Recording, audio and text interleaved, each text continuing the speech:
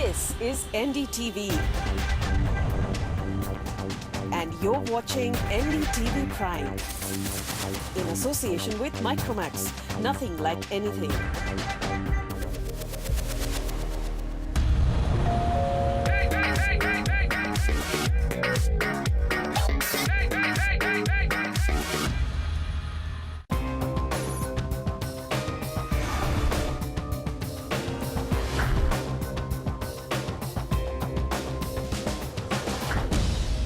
Property बाजार में निवेश की सटीक सलाह के साथ पेश है आपका पसंदीदा शो प्रॉपर्टी इंडिया।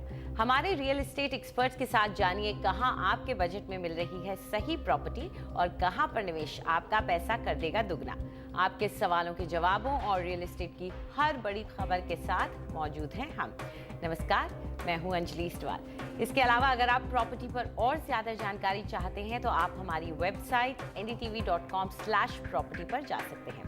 चलिए सबसे पहले एक नजर डाल लेते हैं कि आज क्या क्या है खास। घर खरीदते वक्त किन बड़े झांसों से बचें और किस तरह, बताएंगे हम आज। चेन्नई के बाजार का जायजा लेंगे, देखेंगे कौन सी प्रॉपर्टी है खरीदने लायक। बेहतर होती सुविधाएं और शहर से नजदीकी है क्या कोपर खैराने की बदलती सूरत का राज। और बेंगलुरु से कुछ दूरी पर होसकोटे क्यों चढ़ रहा है लोगों की नजर में।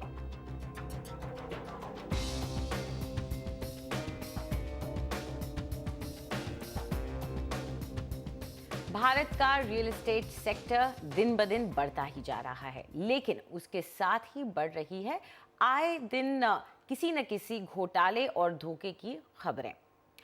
प्रॉपर्टी इंडिया जैसे कार्यक्रमों की वजह से खरीदार जागरूक तो हो रहा है, लेकिन फिर भी वो कई बार इन झांसों का शिकार हो ही जाता है। झांसा हर तरफ है और हर तरह का है। आज हम आपको प्रॉपर्टी बाजार के कुछ टॉप के स्कैम्स के बारे में बताएंगे।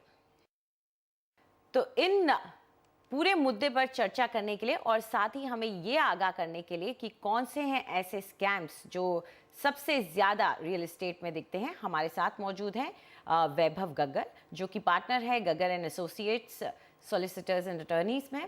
साथ ही हैं रोहन शर्मा, जो कि एसोसिएट डायरेक्टर हैं research and real estate intelligence service JLL India, और के द्विवेदी, जो कि इन्वेस्टर थे विघ्नेश्वरा डेवलपर्स प्राइवेट लिमिटेड के। इन्होंने खुद ऐसे ही एक झांसे को झेला है। तो आप सबका शुक्रिया हमारे साथ जुड़ने के लिए।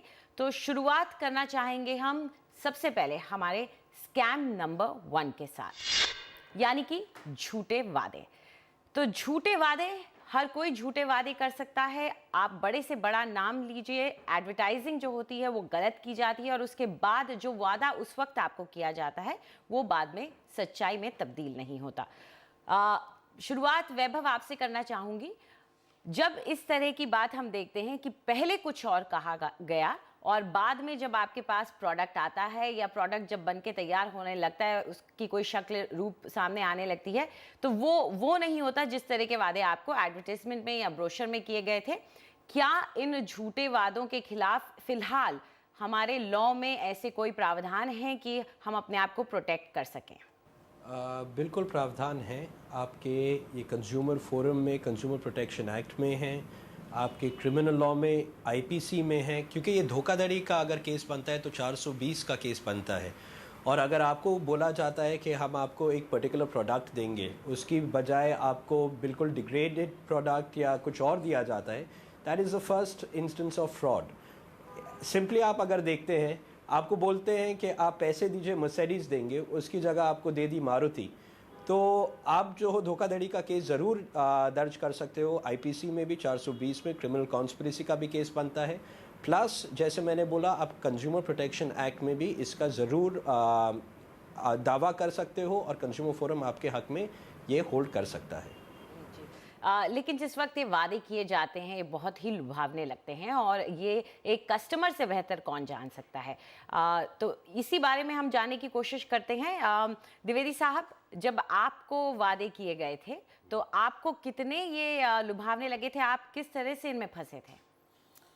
वादे मेरे से जब बिग्नेश्वरा के सुनील दहिया जी वगैरह मेरे से मिले तो इन्होंने मेरे से इस तरीके से वादे किए कि हम आपको 5 साल के अंदर बिल्डिंग बना के देंगे और आपकी पूरी की पूरी एश्योर रिटर्न पर 12% का एश्योर रिटर्न देंगे, मंथली देंगे, और जो टैक्सेज होंगे उस पर काट के दिया करेंगे। हम लोग इस पर राज़ी हो गए और इस तरीके से इन्वेस्टमेंट किया इनके साथ।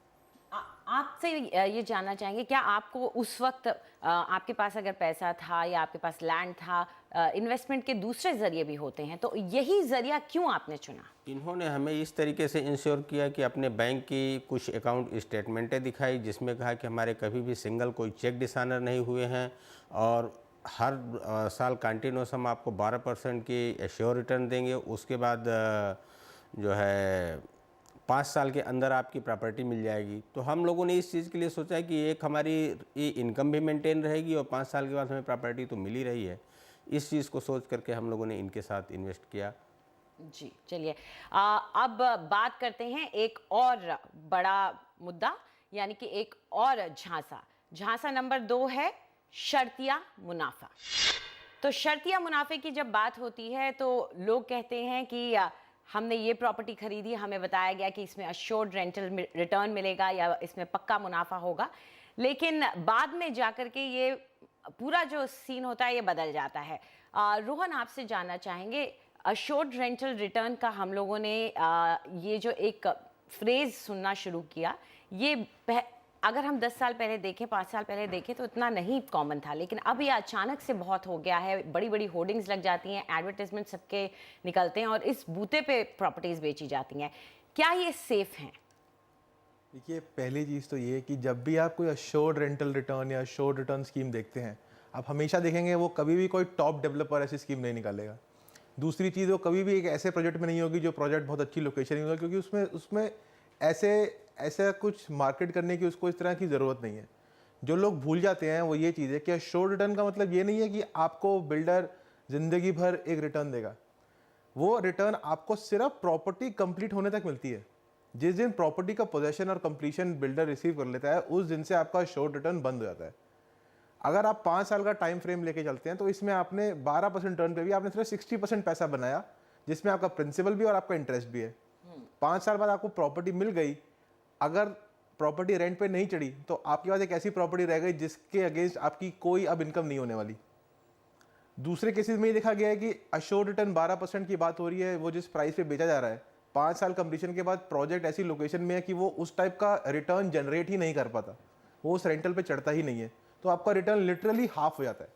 तो अगर आप देखें तो सुनने में बहुत अच्छा लगता है कि अश्योर्ड रिटर्न मिल रहा है, बट पहली चीज़ ये कि एक तो आपका पैसा पूरा नहीं आया 5 साल में बिल्डिंग कंप्लीशन तक। दूसरी चीज़ ये कि कंप्लीशन के बाद भी आपका इन्वेस्टमेंट टाइम फ्रेम और लंबा हो गया, नियरली डबल हो गया, बिकॉज आपको जब अगर वहाँ से रेंटल रिटर्न आ भी रहा है तो वो इतना होता ही नहीं है जितना आपको अश्योर किया जा रहा है कि इतना मिलेगा। जी, द्विवेदी साहब, जब आपको भी यही कह के बेचा गया, उस वक्त ये जो फ्रेज था ये आपके सामने भी बोला गया था क्या? हाँ, मेरे सामने भी यही बात रखी गई थी कि हम 5 साल तक आपको एश्योर रिटर्न देंगे कंटिन्यूसली और 5 साल के अंदर प्रोजेक्ट बना के देंगे। लेकिन स्थिति ये हुई कि जब उन्होंने बहुत सारे लोगों से बहुत सारा फंड्स कलेक्ट कर लिया, तो फंड्स कलेक्ट करने के बाद उन्होंने एश्योर देना बंद कर दिया और कंस्ट्रक्शन का स्टेटस ये है कि अभी तक कोई काम नहीं हुआ, खाली खड्डा खुदा पड़ा है। और चेक कब तक मिले आपको? जुलाई 2014 में पहला चेक डिसऑनर हुआ है, उसके बाद तो फिर कंटिन्यूअस डिसाइनर ही अभी तक कुछ है। अभी आज की डेट में 3 के तीनों लोग अंदर हैं। तो जब तक वर्ड ऑफ माउथ बनाना होता है और पैसा इकट्ठा करना होता है, तब तक मेरे ख्याल से चेक आते रहते हैं, और जब पैसा इकट्ठा हो जाता है उसके बाद वो चेक भी डिसऑनर हो जाता है। जब ये स्कीम हो जाती है कि नॉर्मली मैक्सिमम लोगों का इन्वेस्टमेंट हो चुका, अब कस्टमर नहीं मिल रहे हैं, तो उसके बाद इस तरीके का स्कैम करते हैं लोग। जी, तो चलिए अब नजर डालते हैं स्कैम नंबर 3 पर, यानी कि टाइटल फ्रॉड। टाइटल फ्रॉड, जैसे कि नाम से ही पता चलता है कि जो जमीन है उसके टाइटल में गड़बड़ी की गई है। इसके लिए सीधा मैं वैभव के पास ही जाना चाहूंगी। वैभव, किस तरह का टाइटल फ्रॉड अक्सर सामने आता है और कैसे लोग फंस जाते हैं इनमें? आपने देखा होगा जो प्रोजेक्ट्स होते हैं, अगर ज़्यादा लार्ज पीस ऑफ लैंड के ऊपर होते हैं, वेरी ऑफन ये कंसोलिडेट किए जाते हैं। तो डिफरेंट, जैसे गुड़गांव में डिफरेंट फार्मर्स से लिए जाते हैं, किसी भी सिटी में डिफरेंट लोगों से लिए जाते हैं। और कई बार क्या होता है कि ये पूरा कंसोलिडेट होता नहीं है, बीच में काफ़ी लोग होते हैं जो सेलर्स होते हैं जो एक्चुअली बेचते नहीं हैं, लेकिन कई सारे डेवलपर्स जाके रिप्रेजेंट करते हैं कि उनके पास पूरी सेल डीड है, पूरा टाइटल के डॉक्यूमेंट्स उनके फेवर में हैं और इसलिए वो प्रोजेक्ट जो है they can go ahead with it.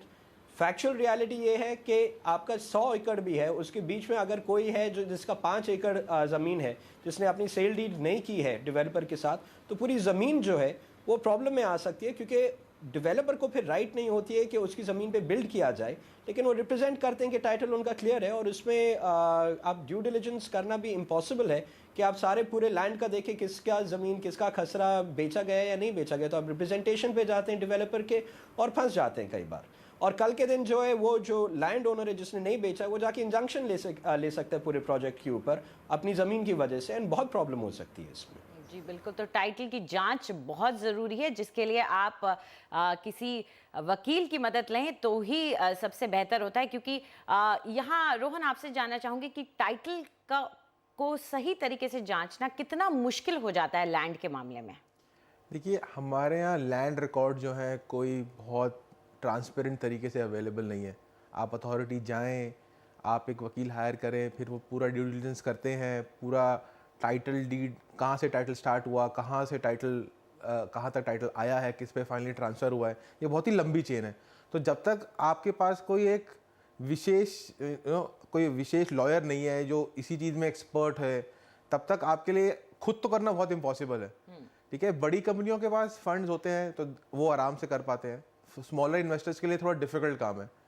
ठीक है, तो एक तरीका सिर्फ ये है, या तो आप ये देखें कि ऐसा कोई प्रोजेक्ट हो जिसमें बैंक फाइनेंस कर रहा है प्रोजेक्ट, तो बैंक, आप ये अज्यूम कर सकते हैं कि बैंक ने अपने लेवल पे एक काफ़ी हद तक ड्यू डिलिजेंस कर रखी होगी तभी प्रोजेक्ट को फंड कर रहे हैं।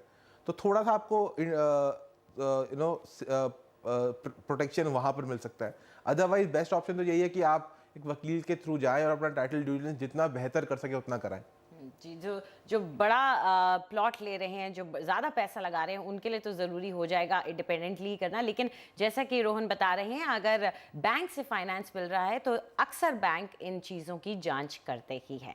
चलिए आगे बढ़ते हैं, बात करते हैं हमारे स्कैम नंबर 4 की, और स्कैम नंबर 4 है प्रोजेक्ट में देरी।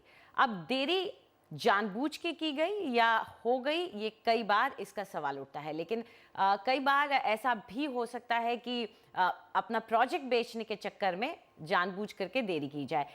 ऐसे सूरत में वैभव क्या किया जा सकता है? अगर आप इस बात को समझ रहे हैं कि हमारा काम ही नहीं शुरू हो रहा है, खड्डा ही नहीं खुल रहा है, आगे ही नहीं बढ़ रही है बात, क्योंकि कोशिश बिल्डर की तरफ से ये हो रही है कि पहला अपनी इन्वेंट्री जो है उसको पहले ही बेच दे, ताकि जो भी उसके पास फ्लैट्स हैं वो पहले ही बेच दे और फिर काम शुरू करे। तो इसमें कोई तरीका है कि प्रेशर बनाया जा सके? ज़रूर तरीका है, लेकिन उसके पहले मैं ये बोलना चाहूँगा कि ये डिले जो होती है and it's become a curse in the real estate sector, क्यों होती है? 2 कारण हैं। एक, आप देखेंगे कई सारे डेवलपर्स अपनी सेल से पैसा जो उठाते हैं वो उस प्रोजेक्ट में नहीं लगा के और लैंड्स खरीदने में लग जाते हैं, तो it leads to a full diversion of funds, जिसकी वजह से प्रोजेक्ट जो है पूरा डिले हो जाता है। उन्होंने ऑलरेडी पैसा उठा लिया, उनके बाद they used to feel that they are immune and कुछ नहीं हो सकता, so they go in for further investment.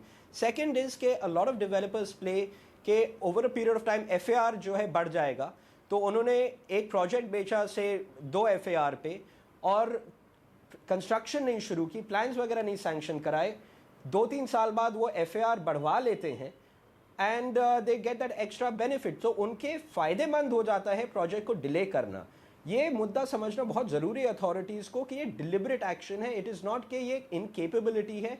आज के दिन चाइना में आप 100 मंजिलें जो है 6 महीने में खड़ा कर पा रहे हैं, इंडिया में जो है आप 6 मंजिलें 100 महीने में नहीं खड़ा कर पा रहे हैं। I mean there is a problem to it. आपका सोल्यूशन क्या है इसमें? डेफिनेटली अगर आपसे पैसा लिया गया है और प्रोजेक्ट जो है डेवलप नहीं किया जा रहा है, रिसेंटली आपके कंज्यूमर फोरम ने वर्डिक्ट दिया है, आप कैंसिल करा सकते हो अपना इन्वेस्टमेंट एंड 18% रिटर्न भी ले सकते हो अगर there has been a delay of 2-3 years. Secondly, मेरे हिसाब से ये बिल्कुल क्रिमिनल ऑफेंस बनता है, क्योंकि अगर मैंने आपको बोला कि आप मेरे को पैसे दीजिए, मैं आपको कोई गुड्स दूंगा और मैं आपको वो गुड्स नहीं दे रहा हूं, तो ये तो पूरा स्कैम है कि मैंने आपसे पैसा उठा लिया, बैंक से मेरे को मिल नहीं रहा है और वो पैसा मैं और प्रोजेक्ट्स में लगा रहा हूं। एंड आपको मैं बिल्कुल धोखा दे रहा हूं क्योंकि मैं आपको आपका गुड्स या आपकी प्रॉपर्टी दे ही नहीं रहा हूं। तो आपका criminal action and yet again आपका कंज्यूमर फोरम में आपका केस बन सकता है। जी, और कितनी दिक्कत आती है जब आपको जो वादा किया जाता है वो नहीं मिलता और लगातार देर होती जाती है, वो द्विवेदी साहब से बेहतर कौन हमें बता सकता है। द्विवेदी साहब, आप कह रहे हैं कि अभी सिर्फ खड्डा ही खुदा हुआ है, तो कितना पैसा आप उसमें डाल चुके हैं और कब से कितना लंबा आपका इंतजार रहा है? हमने तो खैर इसमें इन्वेस्टमेंट काफ़ी बाद में किया, 2012 सितंबर में किया, बट इन्होंने 2006 से प्रोजेक्ट चालू किया था और उस प्रोजेक्ट को कंप्लीट सिर्फ इसीलिए नहीं किया कि नंबर्स ऑफ का इन्वेस्टर इनको मिलते रहे और ये अपने पैसे को जगह जगह डाइवर्ट करते रहे। इससे पहले वाले फेलो ने बिल्कुल सही बात बोली है कि वो पैसे को अपने डिफरेंट प्रोजेक्ट में डाइवर्ट करते हैं और अपने बेनामी प्रॉपर्टियाँ अदर सोर्स से और बाहर के कंट्रीज़ में भी पैसे भेज देते हैं, जो कि आज की डेट में सर्च करना बड़ा मुश्किल हो जाता है। जी बिल्कुल। तो चलिए, डिलेस यानी कि देरी करना ये तो एक स्कैम है ही, लेकिन अगर एक और बात करें जो कि बाद में जाके सामने आती है जब पोजेशन लेने की बात आती है, और वो है हमारा स्कैम नंबर 5, और ये है प्लान में बदलाव। तो प्लान में बदलाव यानी कि जो अप्रूव प्लान थे, आपने जिन ब्रोशर को देख करके खरीदा था, आपको जो सीढ़ियां दिखाई गई थी, जो पार्क दिखाया गया था, जो जिम्नेजियम दिखाया गया था, उस सारे प्लान में अब बदलाव कर दिया गया। जब आपको मकान मिला वो अलग था, थोड़ा सा ही चाहे लेकिन अलग था। तो ये कितना बड़ा फ्रॉड है वैभव? ये बहुत बड़ा फ्रॉड है। देखिए, आईपीसी में फ्रॉड की डेफिनेशन क्या है? समबडी डिसऑनेस्टली और fraudulently induces you to give your money and you have misrepresented to that person, because of which there is wrongful gain caused to you and wrongful loss to the other.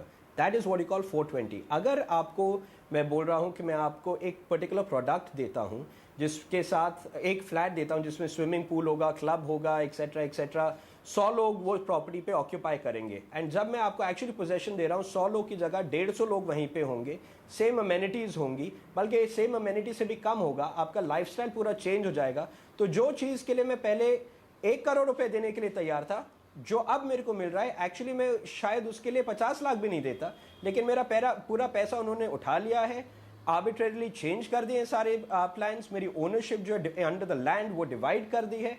तो ये तो पूरी धोखाधड़ी हो गई। जी जी बिल्कुल। रोहन, यहाँ जो बिल्डर्स होते हैं वो क्लेम करते हैं कि हमारा राइट है कॉमन एरियाज पे, और बाद में उसमें जो चेंजेस करते हैं तो उसका हक उनको बनता है। तो किस तरह का क्या स्टैंड इस पर बिल्डर्स का रहा है? देखिए, हर स्टेट का अपना एक अपार्टमेंट एक्ट होता है जिसके अंदर यूजुअली सब ने लिखा होता है कि कॉमन एरिया क्या बिल्डर की मिल्कियत है या वो बायर्स को चली जाएगी जब वो उसमें शिफ्ट कर जाएंगे। अलग अलग हाई कोर्ट्स ने भी अलग अलग डिसीजन दिए हैं इस बात पे, तो कोई एक सीधा एक डिसीजन उठ के निकला नहीं है कि कॉमन एरिया पे हक किसका है। कॉमन एरिया चेंज करना एक अलग एक इशू है ही, और वो हमेशा रहता ही है। बिल्डर, अगर आप बिल्डर के प्रोजेक्ट में कहीं भी पैसा डालते हैं, उसके पास जितना भी स्क्वायर फुट है वो लास्ट स्क्वायर फुट तक उसको बेचने के लिए कोशिश करेगा, आखिर वो एक बिजनेस में है। तो ये decision at a state level, and क्योंकि अपार्टमेंट्स और हाउसिंग ये सब स्टेट सब्जेक्ट्स होते हैं, स्टेट गवर्न करती है इन सब पे लॉज, तो एक स्टैंडर्ड प्रोसीजर होना, एक स्टैंडर्ड लॉ होना बहुत ज़रूरी है। हर अपार्टमेंट एक्ट में ये लिखा गया है कि जब भी प्रोजेक्ट होगा, जब प्रोजेक्ट कंप्लीट हो जाएगा, उसका कॉमन एरिया उसके बायर्स या ओरिजिनल ओनर्स को ट्रांसफ़र हो जाएगा। वो उसको जैसे यूज़ करना चाहें उसको यूज़ कर सकते हैं। किसी केसेस में जब इन केसेस में आप कोर्ट गए हैं तो कोर्ट्स ने डिसीजन कभी कभी डेवलपर्स के हक में भी दिया है, या अथॉरिटीज़ ने डेवलपर्स को अलाउ कर दिया है कि आप कॉमन एरिया में जो चेंज करना चाहे आप वो कर सकते हैं। इसीलिए प्रॉब्लम होती है कि आपने जो पैसा दिया एक पर्टिकुलर प्रोपोर्शनल शेयर के लिए दिया अपने कॉमन एरिया में, वो कॉमन एरिया आपसे छिन जाता है क्योंकि आप कुछ चेंज कर देते हैं, या आप उतना बनाकर नहीं देते हैं जितना आपको बना के देना चाहिए, या आप उसको अपने तरीके से यूज़ करते हैं। ये सब प्रॉब्लम्स तो अभी हैं ही, बिकॉज एक स्टैंडर्ड एक प्रोसीजर सेट नहीं हुआ है अभी तक उस चीज़ में। जी बिल्कुल। तो जाते जाते वैभव, आपसे संक्षिप्त में जानना चाहूँगी कि कॉमन एरिया को लेकर के, या अगर डिविएशन होता है आपके प्लान से फाइनल प्रोडक्ट में, उसको लेकर के किस तरह की सावधानी बरतनी चाहिए? Common areas and facilities cannot be sold. Under most local laws, they cannot be sold and they have to be transferred to the owners association. तो आप जब अपना बिल्डिंग प्लान सैंक्शन कराते हैं, सैंक्शन से डिविएशन तो वैसे ही नहीं अलाउड होती है, क्योंकि आपको ऑक्यूपेशन सर्टिफिकेट या कंप्लीशन सर्टिफिकेट ही नहीं मिलेगा। आप मेरे को बोल रहे हो कि 10 टावर होने, इतना कॉमन एरिया होना है, पूरा FAR has already been taken into consideration. आप मिडवे अगर चेंज करते हो तो उसमें it is illegal to do it. आप रिट फाइल कर सकते हैं क्योंकि अथॉरिटीज़ जो हैं they have to check it, and आप मैंडेट ले सकते हैं कि अथॉरिटीज़ अगर अपनी आंख बंद कर रहे हैं और they looking sideways, they should control it. जी चलिए, इस पूरी जानकारी के लिए शुक्रिया। आप तीनों इस चर्चा का हिस्सा बने, उसके लिए बहुत बहुत शुक्रिया आपका। तो आशा करते हैं कि हमारी इस चर्चा से आपको पता चल गया होगा कि आपको किन बातों का ख्याल रखना है जब आप अपने लिए एक मकान खरीद रहे हैं। बड़ी इन्वेस्टमेंट है, बहुत बड़ा निवेश कर रहे हैं, अपनी गाड़ी कमाई उसमें लगा रहे हैं, कुछ बातों का ख्याल रखेंगे तो आप इन बड़े झांसों से भी बच सकते हैं। फिलहाल वक्त है एक छोटे से ब्रेक का। ब्रेक के बाद चेन्नई के कुछ टॉप के प्रोजेक्ट्स के लिए क्रिसिल की ब्रेक।